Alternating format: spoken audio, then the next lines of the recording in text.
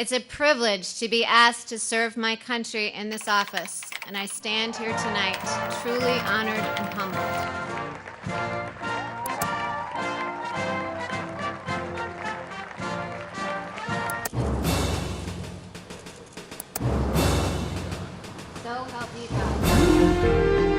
Hey Sue, I know we have elections right around the corner, thank God, but now we have Amy Coney Barrett's Supreme Court confirmation to add to the pile. And speaking of piles, you're in front of a leaf pile. Where are you at right now? My rental property, there was unexpected construction, so I'm at a public park on a beautiful gray October day.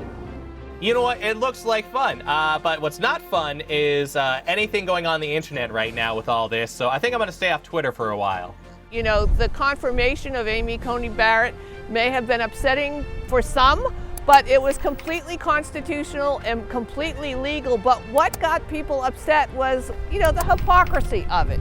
The same situation that Donald Trump was in this year, President Barack Obama was in 2016. It was a presidential election year. There was an opening on the Supreme Court. He nominated a Supreme Court justice in March. And the Republicans said, no, it's an election year. We're not going to go forward with that. And that was a seat that ended up getting filled by Neil Gorsuch, who was Trump's appointee. So the Democrats feel, kind of justifiably, that they were robbed of a seat on the Supreme Court.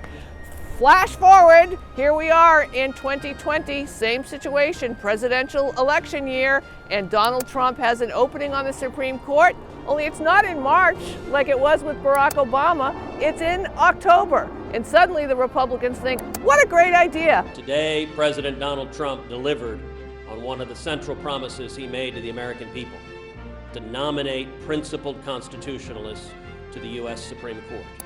We won. Republicans won.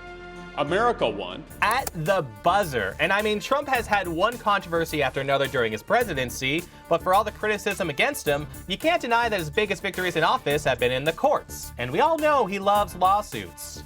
Right, and he's won and lost with the Supreme Court when it comes to his administration and his campaign. A big win for him is we're not going to see his financial records until after the election. But the biggest wins for him is that he has appointed 24% of the federal judges on the federal court system across America, which is more than most presidents have done at this point in their presidency. And he's got 3 Supreme Courts on the 9 Supreme Court justice bench. So when it comes to judging how well a president has done in appointing judges and changing the bend, if you will, of the law towards a more conservative viewpoint, Trump is a major winner on that front. This is a huge W for conservatives in the country, a big win, even the ones who aren't fans of the MAGA. And it seems like the people who maybe don't like him personally have been supporting him for the past 4 years because of that. One of the cliches about elections is that Republicans get in line. And while many Republicans may not like Donald Trump because of his personal life, because of the way he speaks on Twitter, or maybe because he's running up the federal deficit, they're able to hold their nose and vote for him because he is enacting and delivering the conservative dream of having a conservative-leaning Supreme Court and conservative judges across the federal courts in America. The conservatives, they got their party hats on, but for liberals, this is a scary shift in direction. I mean, we can go on forever about things like Roe v. Wade and LGBTQ rights in the long run, but this has a major impact on cases happening right now.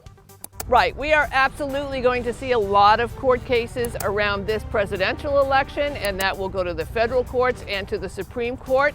A contested election with conservative judges, 3 of whom on the Supreme Court were appointed by Donald Trump. We've got the Affordable Care Act that's coming up. That's something that conservatives have been fighting about since they invented it and then decided they didn't want it.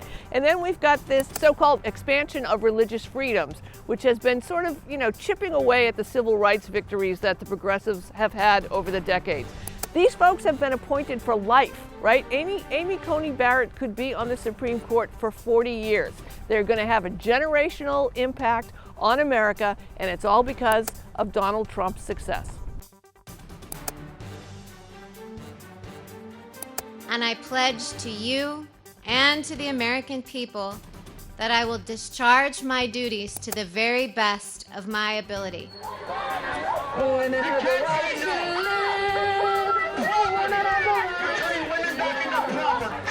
no to the Trump-Pence regime. Yep, I mean, when it comes down to it, so much in our country is decided in the court system, and it doesn't hurt to have a lot of players on your team. I mean, Trump, Mexico didn't pay for the wall, wherever it is right now, but conservatives have something even better to take away from the presidency, a little consolation prize. It's tough for liberals, but conservatives, they're happy. They're happy as clams.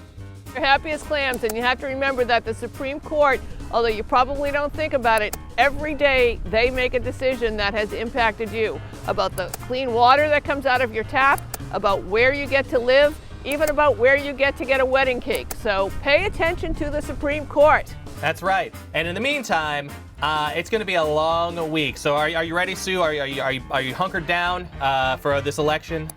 No, I'm not at all. I'm completely on the roof and I'm crazy, so I'm just going to sit and enjoy the, lovely leaf peeping of my neighborhood in Roxbury. With all this, you might as well just hide in that leaf pile until it's all over. I think I am. I'll be there. That's where I'll be. I'll join you soon.